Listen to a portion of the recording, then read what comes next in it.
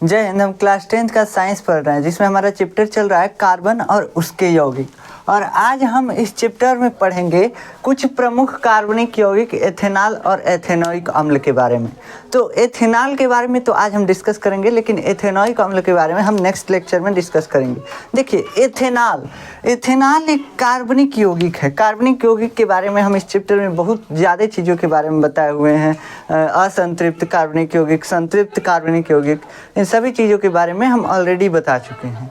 तो आज हम इस चैप्टर में पढ़ेंगे एथेनॉल के बारे में। देखिए एथेनॉल होता क्या है। एथेनॉल हम बनाए भी थे, OH समूह जब जोड़ करके हम बना रहे थे कार्बनिक यौगिक, उसी में हम एथेनॉल को बनाए थे। तो आप लोगों को तो याद होगा नहीं, आप लोग कुछ और याद रखते हैं तो याद कैसे रहेगा। तो देखिए एथेनॉल जो है ना, एथेनॉल होता क्या है इसके बारे में पहले डिस्कस कर लेते हैं। और एथेनॉल और एथेनोइक अम्ल के बारे में ही क्यों पढ़ना है इस चैप्टर में, और कोई कार्बनिक यौगिक हम क्यों नहीं पढ़ रहे हैं। कहाँ है इस चैप्टर में बस एथेनॉल और एथेनोइक अम्ल के बारे में पढ़ने के लिए दिया हुआ है। देखिए ये दोनों जो हैं, एथेनॉल और एथेनोइक अम्ल, ये दोनों जो हैं हमारे जीवन में बहुत महत्वपूर्ण हैं। हमारे जीवन में बहुत मतलब हमारे आसपास ही पाए जाते हैं। जैसे सिरका है ना, तो सिरका में होता है एथेनोइक अम्ल। क्या होता है? एथेनोइक अम्ल। तो सिरका जो होता है उसी को बोलते हैं एथेनोइक अम्ल। अब ये एथेनॉल आप कहीं एल्कोहल नाम सुने होंगे, सुने हैं कि नहीं? तो एल्कोहल आप लोग सुने ही होंगे। तो एल्कोहल मतलब होता है शराब। तो यही शराब जो है ना, इसी को बोलते हैं एथेनॉल। तो एथेनॉल के बारे में इसीलिए हमको पढ़ना है, कैसे कि ये हमारे दैनिक जीवन में बहुत ज़्यादा उपयोग में आती हैं। अब कहेंगे शराब हम नहीं पीते, हमारे दैनिक जीवन में नहीं उपयोग में आती हैं। तो बाबू देखिए शराब जो है ना, एथेनॉल, इसका उपयोग बस नशा के लिए नहीं किया जाता है। इसका उपयोग जो है बहुत सारी चीज़ों को मतलब बहुत सारी औषधियों में किया जाता है, बहुत सारी दवाइयों में किया जाता है। तो जैसे कि खांसी का सिरप, कफ सिरप जो होता है एथेनॉल मिला करके बनता है, उसमें एथेनॉल की मात्रा होती है। सिरका जो है, सिरका एसिटिक अम्ल से बनता है, मतलब कि एथेनोइक अम्ल से बनता है। तो इसी के बारे में आज हमको पढ़ना है। तो एथेनॉल के बारे में हमको कुछ पढ़ना होगा। तो इसके बारे में देखिए, इसे एल्कोहल भी कहते हैं। एल्कोहल, एथेनॉल को एल्कोहल भी कहते हैं। एल्कोहल मतलब कहेगा कोई शराब लाइए, तो शराब क्या है? एल्कोहल है। शराब को इंग्लिश में क्या बोलते हैं? एल्कोहल, वाइन बोलते हैं, एल्कोहल बोलते हैं। तो ये एल्कोहल जो है ना, एल्कोहल का ही दूसरा नाम है, समझिए, एथेनॉल। क्या है? एथेनॉल। हम आपको बना के भी बताए थे। देखिए ये एथेनॉल जो है IUPAC नाम है शराब का, IUPAC नाम, यानी इंटरनेशनल लेवल पे नाम है शराब का। क्या? एथेनॉल। अब कैसे? तो देखिए हम आपको बनाना सिखाए थे। क्या लिखा हुआ? एथ मतलब क्या होता है बाबू? एथ मतलब दूगो कार्बन बना दिए। एन क्या है? एथेन। क्या है? एथेनॉल। न आया है ना, एन आया है ना, एन है मतलब कार्बन के बीच सिंगल बॉन्ड है। ये सब हम बता चुके हैं। उसके बाद ऑल, क्या लगा हुआ है? एक OH लगा हुआ है। OH को हम ऑल पढ़ते हैं, और सब जगह हाइड्रोजन लगा हुआ है। लीजिए आपका एल्कोहल बन गया, यानी कि शराब बन गया। अब बना के और बेचिए इसको। देखिए ये शराब बन गया, यही है शराब, एथेनॉल। और इसको लिखने का तरीका क्या है? सी है। सी, इसमें कितनी चीज़ें हैं? 3-4 चीज़ें हैं। तो देखिए सी जो है, सी कगो है? दुगो है। तो सी के आगे C2 लिख दिए। H 1 2 3 4 5 H है, H लिखे, H5 C2 H5, और OH एक है, तो OH लिख दिए। तो C2H5OH कहीं भी लिखा हुआ होगा तो उसको क्या बोलेंगे? ये शराब है, यानी एथेनॉल है। क्या है? एथेनॉल है। ये क्या है? ये भी एथेनॉल है। ये इसका स्ट्रक्चर है एथेनॉल का, और ये इसका एथेनॉल का सूत्र है।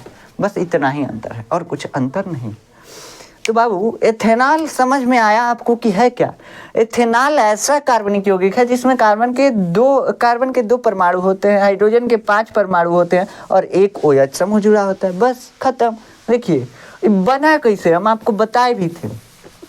तो बाबू हम आपको क्या बताए थे कि OH समूह कैसे जुड़ेगा। जैसे है C, उसके बाद H, यानी एल्केन है, इसमें H जुड़ा हुआ है, यहाँ से भी H जुड़ा हुआ है। इसको क्या पढ़ेंगे? इसको पढ़ेंगे एथेन। कैसे? IUPAC नाम लिखने का तरीका हम बताए थे। 2 कार्बन के लिए एथ लगा दिए, एथ। उसके बाद इसमें हर जगह आपको सिंगल बॉन्ड दिख रहा है, तो इस बॉन्ड के लिए नाम लिख देंगे एन, एथेन। हो गया, बस इतना ही था। अब हम क्या किए, एथेन के पास एक OH समूह लाए। OH समूह ये क्या है, क्रियात्मक समूह यानी फंक्शनल ग्रुप। अभी जब फंक्शनल ग्रुप वह आया ना, तो देखिए है इसके साथ था C2H5, इसके H के साथ था, लेकिन है जो है ना, अब इसको ये सुंदर लगने लगा है, C2H5 को इतने को ये अच्छा लगने लगा, तो H को क्या किया, ढकेल दिया, कहा तुम जाओ, हमको तुम्हारी ज़रूरत नहीं है, तो H को बाहरी धकिया दिया, और धकिया के लिया गया यहाँ OH जोड़ दिया।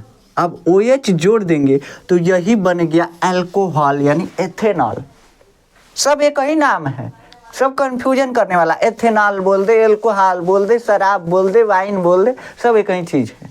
कैसे कि एथेनॉल से ही कोई भी शराब बनता है, चाहे आप बंटी बबली ले लीजिए, चाहे कई वो मतलब कई वो होता है, तो आप सारे शराब को इसी से बना सकते हैं। एथेनॉल जो होता है उसमें होता ही है, उसमें परसेंटेज होता है कि इतना एथेनॉल की मात्रा, इतना परसेंट, 33%, 30%, बहुत ज़्यादा मात्रा नहीं रहता है, बहुत कम मात्रा रहता है। तो ये हो गया शराब। कैसे बनता है, तो एथेन में एगो OH को कगरिया देंगे, OH को लिया के जोड़ देंगे, बस बन गया एथेनॉल यानी शराब बनी। लेकिन इतना बनाने की विधि इतनी आसान नहीं है, इसको बनाने की विधि अलग टाइप की होती है। तो अभी बस हम आपको समझाए हैं कि कैसे बना है, ये स्ट्रक्चर इसका कैसे बना है। अब समझिए, इसमें यह कमरे के ताप पर द्रव होता है। अब आप शराब देखे ही हैं, तो शराब कमरे के ताप पर यानी कि रूम में रखेंगे तो बर्फ़ नहीं जमेगा, पानी जैसे रहेगा, पानी लिक्विड फॉर्म में रहेगा। तो वही बोल रहा है कि अल्कोहल जो है कमरे के ताप पर द्रव होता है, यानी कि लिक्विड फॉर्म में होता है। यह सभी अल्कोहलों में पेय पदार्थ का मूल अवयव है। मतलब कि सभी अल्कोहल, जितने भी अल्कोहल हैं, वाइन है, किंगफिशर है, सब चीज़, चाहे बंटी बबली, चाहे कुछ भी हो गया, उसमें एथेनॉल पड़ेगा तभी वो शराब बनेगा। अब उसका कोई और फ्लेवर हो गया, चाहे कुछ हो गया, कितनों मतलब ब्रांडेड शराब हो, चाहे कितनों चीप शराब हो, सब में एथेनॉल की मात्रा होती है, सब में एथेनॉल होता है। इसी को ही हम शराब मेनली बोलते हैं।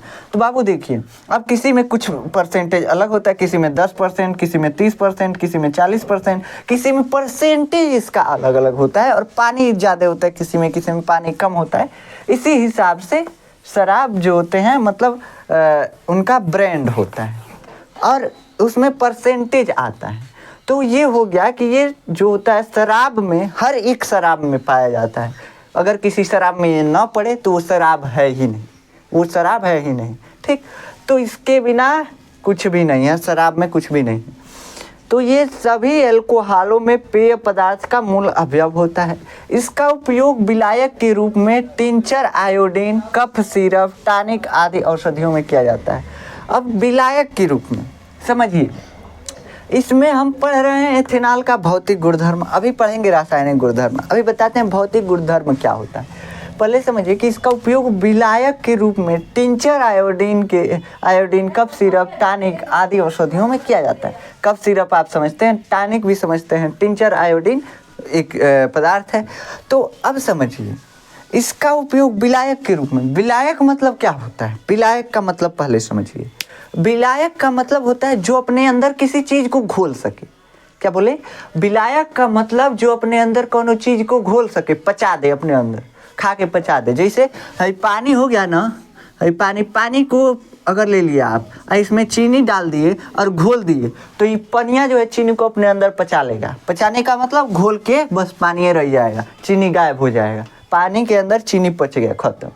तो यही जो है मतलब पानी यहाँ पे क्या हो गया, विलायक हो गया। क्या हो गया बाबू, विलायक हो गया। किसी चीज़ को विलय कर रहा है, घोल रहा है, तो इसलिए विलायक हो गया। क्या हो गया, विलायक। अपने अंदर जो भी पदार्थ अपने अंदर किसी चीज़ को घोलता है उसको विलायक बोलते हैं। जैसे पानी में चीनी घोल दी, किसमें घोले, तो पानी था, तो पानी अपने अंदर चीनी को घोल लिया, तो जो अपने अंदर किसी चीज़ को घोल लेता है वही को बोलते हैं विलायक। क्या बोलते हैं, विलायक। ठीक, सॉल्वेंट बोलते हैं।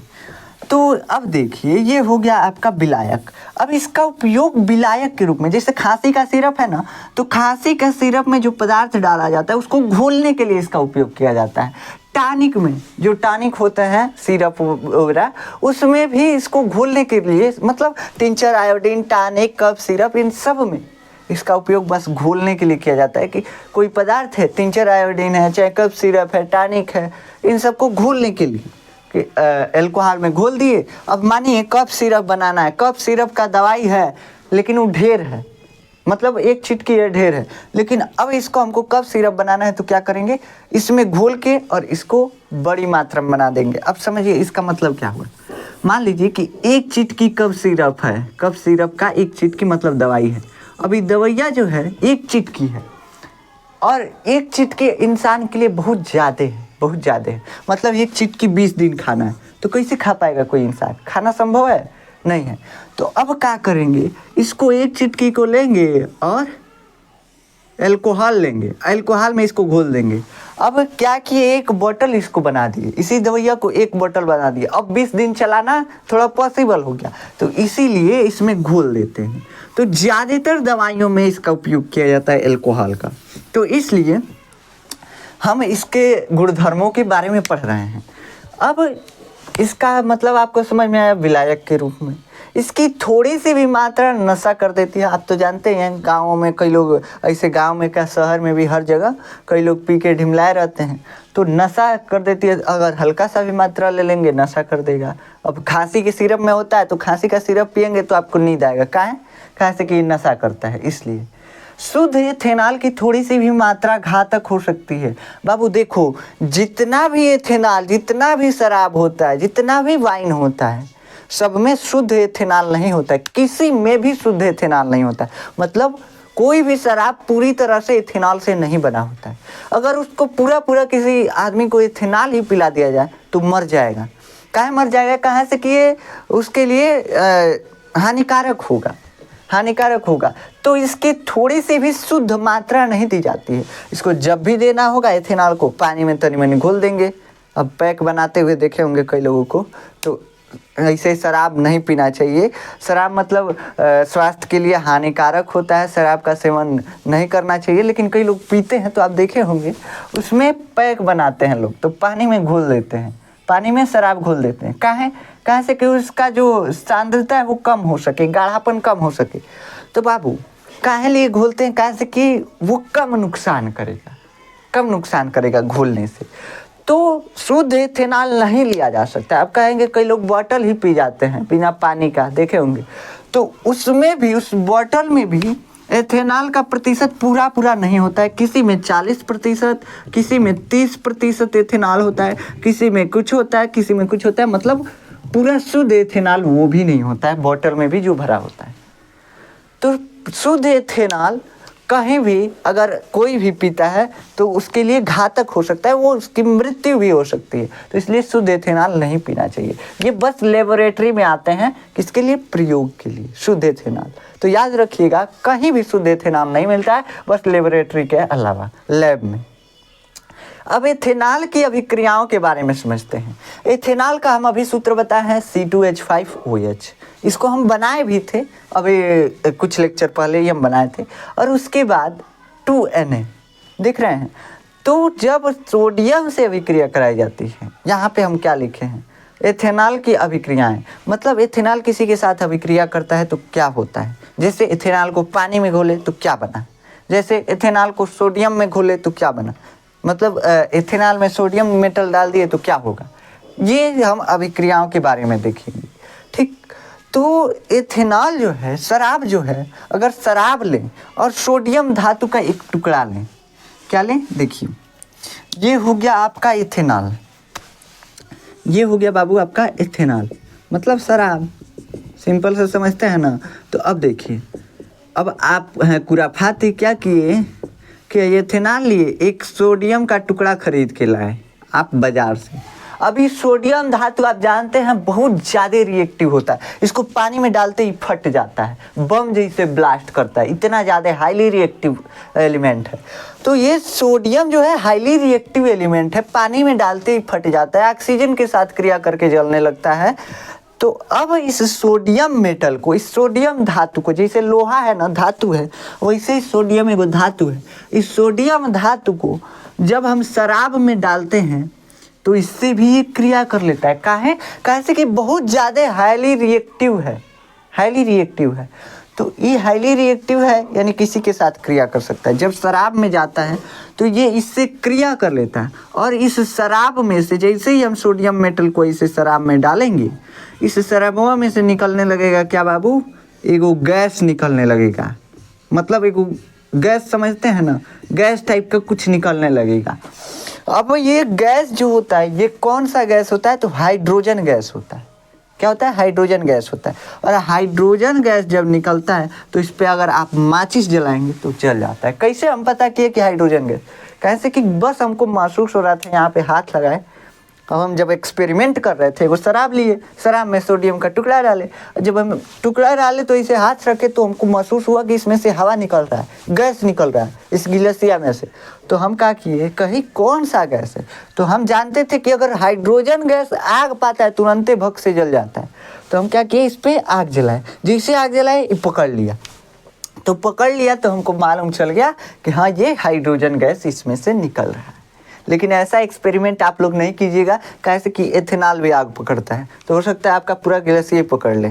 तो इस एक्सपेरिमेंट को करने के लिए अलग अलग तरीके अपनाई जाती हैं। नली लगाया जाता है, उसके बाद बर्नर वगैरह लगा करके इस एक्सपेरिमेंट को परफॉर्म किया जाता है, उसके बाद भी सेफ्टी रखी जाती है। तो ये होता है एथेनॉल की सोडियम से अभिक्रिया। तो एथेनॉल का सूत्र क्या होता है? देखिए, एथेनॉल का सूत्र होता है C2H5OH, यही ना हम बताए हैं आपको। अब हम ऐसे भी इसको लिख सकते हैं, C, उसके बाद O, उसके बाद H, उसके बाद यहाँ से H जोड़ दीजिए। अब कहेंगे H और O को अलगे अलगे कहाँ लिखिए? तो बाबू देखो, OH समूह, हम बोले हैं ना OH समूह में एक बॉन्ड खाली। आप जानते हैं कि ऑक्सीजन 2 बंद बनाता है, अपने साथ 2 आदमी को जोड़ता है। तो 2 आदमी को जोड़ता है, यहाँ पे हाइड्रोजन जुड़ा था तो इसलिए एक बंद खाली था। कैसे? तो देखो, ऑक्सीजन खलिया बैठा था, 2 आदमी को बुला रहा था, कहीं से आके हाइड्रोजन जुड़ गया, अब इधर एक बंद खाली, वही यहाँ पे OH है। मतलब कि O के साथ H तो जुड़ गया है, लेकिन O अभी भी एक आदमी को जोड़ने की क्षमता रखता है, इसलिए OH। तो OH का स्ट्रक्चर ऐसे बना है। अब OH जो है, OH इसमें क्या हुआ है? इसमें यहाँ पे बंद है, हर जगह बंद है। अब ये रिएक्शन कैसे होगा? जब भी इसमें, इस एल्कोहल में, ये एल्कोहल है, जब ही इसमें हम सोडियम मेटल डालेंगे, सोडियम मेटल का सूत्र क्या होता है? Na। अब ये Na जैसे पड़ेगा ना, जैसे पड़ेगा, हाइड्रोजन को लात मार के भगा देगा, कहेगा भग, यहाँ पे क्या आया है, यहाँ से हाइड्रोजन भग जाएगा। और सोडियम जाके, जैसे ऑक्सीजन से हाइड्रोजन जुड़ा था ना, तुरंत जाके सोडियम ऑक्सीजन से जुड़ जाता है। ठीक। अब ऑक्सीजन जो है सोडियम को चाहता है और सोडियम ऑक्सीजन को, और हाइड्रोजन बेचारा बीच में पिसा के ढकला जाता है बाहर, तो ये हाइड्रोजन निकल जाता है और यही हाइड्रोजन गैस के रूप में निकलता है। ठीक। तो यहाँ पे सोडियम जुड़ गया, हाइड्रोजन गैस निकल गया, और हाइड्रोजन गैस निकल गया तो यहाँ पे हम बोले कि ये सोडियम धातु जो है एथेनॉल से क्रिया कर ली और हाइड्रोजन गैस निकल गया, बस। तो यही अभिक्रिया है यहाँ पे एथेनॉल है ये C2H5OH। जब भी हम इसमें सोडियम मेटल डालेंगे तो सोडियम जो है क्या करेगा, एथेनॉल से क्रिया करेगा, हाइड्रोजन बाहर हो जाएगा, रिएक्शन को बैलेंस कर दिए। बैलेंस करना हम पहले चैप्टर में ही सिखा चुके हैं आपको, कैसे बैलेंस किया जाता है। दोनों तरफ सभी तत्व के परमाणु बराबर होने चाहिए, बस उतना ही हमको चाहिए। तो यहाँ पे देखेंगे तो सभी तत्व के परमाणु दोनों तरफ बराबर है। अब ये आपको रिएक्शन अच्छे से समझ में आया होगा। हमने क्या किया, हम कुछ नहीं की। देखिए एक बार और समझा देते हैं आपको, रिएक्शन थोड़ा हार्ड होते हैं, हम समझते हैं। देखिए यहाँ पे क्या था, ये एथेनॉल था, ये पहले तो एथेनॉल था, O और H दोनों जुड़ा हुआ है, एथेनॉल है। किस में जुड़ा हुआ है? तो C2H5 में OH जुड़ा हुआ है, एथेनॉल है। अब इसमें अगर हम सोडियम धातु इस एथेनॉल में मिलाए तो सोडियम धातु जो है ऑक्सीजन को पसंद करता है और ऑक्सीजन सोडियम धातु को, दोनों एक दूसरे को चाहते हैं। दोनों के चाहत में बेचारा हाइड्रोजन तीसरा जो है निकल जाता है, ये बाहर निकल जाता है और हाइड्रोजन कगरिया जाता है और सोडियम आके हाइड्रोजन का जगह ही ले लेता है। अब क्या हुआ, तो यही रिएक्शन हो गया। अब ये बाहर हुआ क्या, तो हाइड्रोजन। तो बाबू हाइड्रोजन क्या है, गैस है। तो जैसे सोडियम धातु एथेनॉल से अभिक्रिया करता है, हाइड्रोजन गैस बाहर निकल जाता है, खत्म। बस इतना ही रिएक्शन है, यही है आपका रिएक्शन। तो जब सोडियम धातु एथेनॉल से अभिक्रिया करता है तो हाइड्रोजन गैस निकलता है, खत्म। इतना ही रिएक्शन है। अब दूसरा रिएक्शन देखिए सोडियम का, एथेनॉल का। एथेनॉल से अगर हम असंतृप्त हाइड्रोकार्बन बनाना चाहें तो कैसे बने, तो देखिए हम आपको बताए थे संतृप्त हाइड्रोकार्बन यानी सेचुरेटेड हाइड्रोकार्बन और अनसेचुरेटेड हाइड्रोकार्बन के बारे में हम आपको बताए थे। क्या बताए थे, याद है? देखिए हम सेचुरेटेड यानी कि संतृप्त हाइड्रोकार्बन के बारे में क्या बताए थे, हम बताए थे कि संतृप्त हाइड्रोकार्बन वे हाइड्रोकार्बन है। हाइड्रोकार्बन पहले हम बताए थे। हाइड्रोकार्बन का मतलब क्या होता है, हाइड्रोकार्बन का मतलब वो तत्व जौना में हाइड्रोजन और कार्बन दोनों चीज हो, उसको हम हाइड्रोकार्बन बोलेंगे। जैसे यहाँ पे ये है कार्बन, हाइड्रोजन, हाइड्रोजन चारों तरफ हाइड्रोजन जुड़ा हुआ है, कार्बन भी है, ये क्या है, हाइड्रोकार्बन है। यही ना हम बताए थे आपको। तो देखिए इसमें कार्बन दुगो है, हाइड्रोजन है, ये क्या है, हाइड्रोकार्बन। जौने चीज में हाइड्रोजन कार्बन होगा बस हाइड्रोकार्बन। अब ये हाइड्रोकार्बन दो तरीके के हम बताए थे, एक था संतृप्त और एक था असंतृप्त। संतृप्त में बताए थे कि संतृप्त हाइड्रोकार्बन वे हाइड्रोकार्बन है जिनमें कार्बन और कार्बन के बीच सिंगल बॉन्ड होता है और बाकी सब असंतृप्त है। ये क्या है, कार्बन कार्बन के बीच ये सिंगल बॉन्ड है, तो ये क्या हो गया, संतृप्त हाइड्रोकार्बन हो गया ना। अब यहीं पे अगर हम दो ठे कार्बन लिए होते, इन दोनों कार्बन के बीच डबल बॉन्ड लगा दिए होते और इससे हाइड्रोजन जोड़ दिए होते, कार्बन का भी 4 बंद पूरा, हाइड्रोजन का भी 1 बंद पूरा। अब ये भी हाइड्रोकार्बन है, ये भी क्या है, हाइड्रोकार्बन है। इसमें भी 2 कार्बन है, इसमें 4 हाइड्रोजन है, लेकिन इसमें कार्बन और कार्बन के बीच बाबू क्या है, कार्बन और कार्बन के बीच डबल बॉन्ड है। और डबल बॉन्ड जहां भी आता है वहां पे क्या होता है, जब कार्बन और कार्बन के बीच डबल बॉन्ड, यानी ये क्या हो गया, अनसेचुरेटेड हाइड्रोकार्बन यानी कि असंतृप्त हाइड्रोकार्बन बन गया। यहीं पे अगर ट्रिपल बॉन्ड भी आ जाता तो भी ये क्या हो जाता, असंतृप्त हाइड्रोकार्बन हो जाता। ट्रिपल बॉन्ड कार्बन कार्बन के बीच तभी भी असंतृप्त, डबल बॉन्ड तभी भी असंतृप्त, बस सिंगल बॉन्ड होगा तब संतृप्त हाइड्रोकार्बन कहलाएगा। अब हमको एथेनॉल से क्या बनाना है, एथेनॉल से असंतृप्त बनाना है, यानी डबल और ट्रिपल बॉन्ड में से कोई भी एक लाना है कार्बन कार्बन के बीच। एथेनॉल कैसे बनता है, सी सिंगल बॉन्ड सी, इसमें एच जोड़िए चारों तरफ, यहाँ पे भी एच, यहाँ पे भी एच, यहाँ पे भी एच, यहाँ पे भी एच, यहाँ पे ओ एच, यही होता है। यहाँ पे क्या है, कार्बन कार्बन के बीच सिंगल बॉन्ड है। अब हमको क्या करना है, इस सिंगल बॉन्ड को बदलना है डबल बॉन्ड में। क्या करना है, सिंगल बॉन्ड को बदलना है डबल बॉन्ड में। होगा कैसे, तो होगा ये ऐसे कि जब हम अल्कोहल को सल्फ्यूरिक अम्ल में, सांद्र सल्फ्यूरिक अम्ल में मिला करके और गर्म करते हैं, कितना गर्म करेंगे, तो 443 केल्विन। डिग्री सेल्सियस में बोले तो डिग्री सेल्सियस में बोले तो 443 में से 273 घटा दीजिए, आ जाएगा आपका 3 में से 3 गया 0 और 14 में से 7 गया 4 और 3 7 हो गया और यहाँ पे हो गया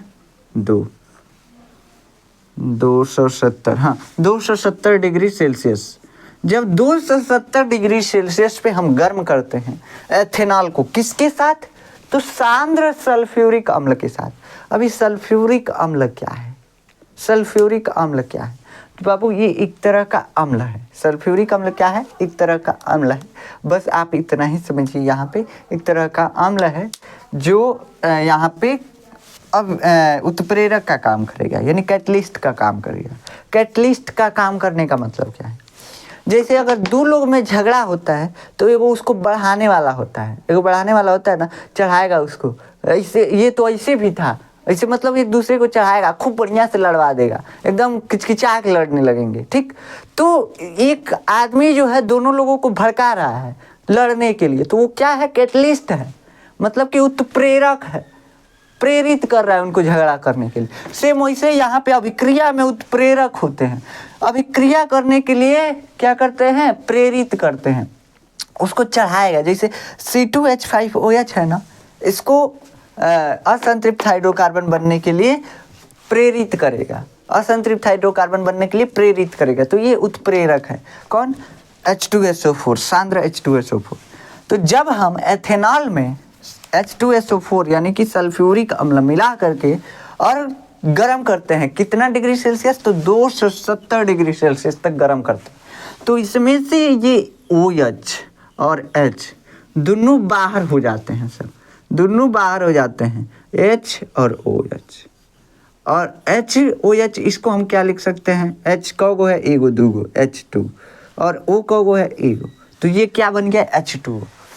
तो देखो यहाँ पे क्या हुआ, जैसे हम इसको गर्म किए, इसमें से ये दोनों बाहर हो गए, सब ज़्यादा हीट पाए, सब ये अब हीट बर्दाश्त नहीं कर सकते हैं 270 से ऊपर। तो अब जब 270 से ऊपर हीट बर्दाश्त नहीं कर सकते, तो OH भी बाहर हो गया और H भी बाहर हो गया, दोनों का एक एक बंड खाली है, दोनों अपने में जुड़ गए, सब दोनों अपने में HOH से जुड़ गया। ठीक। और यहाँ पे कार्बन क्या करता है? अब कार्बन गड़बड़ा गया, कार्बन क्या हुआ? गड़बड़ा गया। सॉरी, देखिए यहाँ से H नहीं निकलता है, H यहाँ से निकलता है, तो कार्बन गड़बड़ा गया। कार्बन कैसे गड़बड़ा गया? तो कार्बन गड़बड़ाया ऐसे कि यहाँ पे इसका 3 बंद, यहाँ पे भी इसका 3 बंद। अब 3 बंद कार्बन तो बनाता नहीं, कार्बन के पास 4 बंद होता है। आप जानते हैं ना, कार्बन कभी भी अपने साथ 4 एलिमेंट को जोड़ सकता है, 4 तत्वों को जोड़ सकता है। तो कार्बन के पास 1 2 3 बंद, इसके पास भी 1 2 3 बंद। अब ये दोनों चाहते हैं कार्बन की हमारे पास 4 बंद हो जाए, तो ये दोनों कहते हैं चलो हम लोग दोनों लोग आपस में डबल बॉन्ड कर लेते हैं। अब देखो कार्बन कार्बन के बीच क्या बन गया? Double bond. और जैसे डबल बॉन्ड बना, ये असंतृप्त हाइड्रोकार्बन बन गया। बना कि नहीं बना? चलिए एक बार फिर से समझा देते हैं। देखिए यहाँ पे क्या था? अल्कोहल था। अल्कोहल कौन सा था? तो एथेनॉल था। एथेनॉल, अल्कोहल भी कई टाइप के होते हैं, आप जानते हैं, मेथेनॉल, एथेनॉल, प्रोपेनॉल, ये सब हम बताए थे। तो उन सभी को अल्कोहल बोलते हैं हालांकि, लेकिन एथेनॉल यहाँ पे हम लेंगे। C2H5 था। C2H5 का मतलब 2 कार्बन, C2H5OH, तो 2 कार्बन सिंगल बॉन्ड, H जुड़ा, यहाँ पे भी H जुड़ा, यहाँ पे भी, यहाँ पे भी, यहाँ पे OH जोड़ दीजिए, यहाँ पे H, यहाँ पे H, यहाँ पे H, यहाँ पे H, और यहाँ पे भी H। अब इसका अभिक्रिया जब हम इसमें सल्फ्यूरिक अम्ल मिला करके, इस एथेनॉल में सल्फ्यूरिक अम्ल मिला करके इसको खूब गर्म किए। कितना गर्म किए? तो 270 डिग्री सेल्सियस तक गर्म किए, यानी कि 443 केल्विन तक गर्म किए। 270 डिग्री सेल्सियस में समझिए, या 443 केल्विन। जब इतना गर्म किए तो इसमें से क्या हुआ? हाइड्रोजन, अब इससे ज़्यादा यहाँ का हाइड्रोजन गर्मी बर्दाश्त नहीं कर सकता था, और OH भी इससे ज़्यादा गर्मी बर्दाश्त नहीं कर सकता था, 270 से ज़्यादा। तो क्या होता है? OH क्या करता है? बाहर चला आया, एक बंद अपना खाली करके। H भी जो है यहाँ का H अपना बंद खाली करके बाहर चला आया। अब यहाँ पे गड़बड़ा गया ये कि कार्बन के पास यहाँ पे 1 2 3, दोनों तो भाग गए, अपना हाइड्रोजन और OH लेकर के अपना भाग गए, बॉन्ड अपना लेकर के भाग गए। अब जो कार्बन है ये टुकुर देखने लगा, काहे? कैसे कि इसके पास भी 3 बंद, इसके पास भी 3 बंद। कार्बन को चाहिए कितना? तो 4, हो गया कमी। जैसे कमी हुआ, अब दोनों कार्बन के पास कमी हुआ, दोनों आपस में बातचीत किए। जब बातचीत किए तो क्या बना? डबल बॉन्ड बन गया, खत्म, डबल बॉन्ड बन गया। अब ये क्या बन गया? जैसे यहाँ पे डबल बॉन्ड बना, कार्बन कार्बन के बीच डबल बॉन्ड, कार्बन कार्बन के बीच डबल बॉन्ड, मतलब सेचुरेटेड हाइड्रोकार्बन बन गया। बना कि नहीं बना? सेचुरेटेड यानी अनसेचुरेटेड हाइड्रोकार्बन बन गया, यानी असंतृप्त हाइड्रोकार्बन बन गया।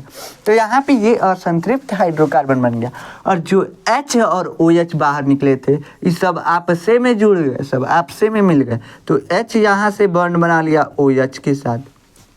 अब इसका हम अगर सूत्र लिखें, HOH के साथ जुड़ा, तो सूत्र लिखें H कौगो है? 2 है, तो 2, और O कितना है? 1 है। तो H2O क्या होता है? H2O क्या होता है? H2O जो है जल होता है। तो यहाँ पे ये अभिक्रिया भी आपको समझ में आई कि जब एथेनॉल को सांद्र सल्फ्यूरिक अम्ल के साथ, सांद्र मतलब गाढ़ा होता है, तो गाढ़ा सल्फ्यूरिक अम्ल के साथ 443 केल्विन पर गर्म करते हैं तो एल्कीन बनता है। और एल्कीन क्या है? असंतृप्त हाइड्रोकार्बन है। असंतृप्त मतलब या तो उसमें डबल बॉन्ड है या तो ट्रिपल बॉन्ड है, ठीक। तो ये एल्कीन बन गया यानी असंतृप्त हाइड्रोकार्बन बन गया, और प्लस जल बन गया यानी पानी बन गया। तो ये हमारी अभिक्रिया होगी। यहाँ पे खत्म होता है एथेनॉल। इसके गुणधर्म के बारे में हमको समझना था। कहाँ से कि ये हमारे डेली लाइफ में यूज होता है। जैसे देखिए खांसी के सिरप में भी यूज होता है, कफ सिरप में लोग इसको नशा के रूप में यूज करते हैं। तो इसके गुणधर्मों के बारे में भी तो समझना जरूरी है कि कैसे ये काम करता है, इसके गुण क्या क्या है, ठीक। अगर मान लीजिए किसी चीज़ को हमको यूज करना है तो उसके गुण के बारे में पता होना चाहिए। जैसे वॉशिंग मशीन यूज करना है हमको हमारी लाइफ में उसका यूज है, तो हम कहें कि हम वॉशिंग मशीन जा रहे हैं बर्तन धोने के लिए लाने, हमको पता नहीं है क्या होता है उससे। तो अब यूज जब मालूम होगा तभी ना उसको लाएंगे। तो उसके यूज के बारे में ये हम समझे। तो अब देखिए इसमें जो है एथेनॉल का ये भौतिक गुणधर्म है और ये रासायनिक गुणधर्म है। भौतिक गुणधर्म किसको बोलते हैं? भौतिक गुणधर्म उन चीज़ों को बोलते हैं, ऐसे गुण को बोलते हैं जो ऊपर से दिखाई दे। जैसे इसे अल्कोहल भी कहते हैं, तो सबको मालूम है। उसके बाद यह कमरे के ताप पर द्रव होता है। अगर शराब देखेंगे तो देखने से ही तो पता चल जाएगा कि वो पानी के रूप में है, देखने से पता चलेगा कि नहीं।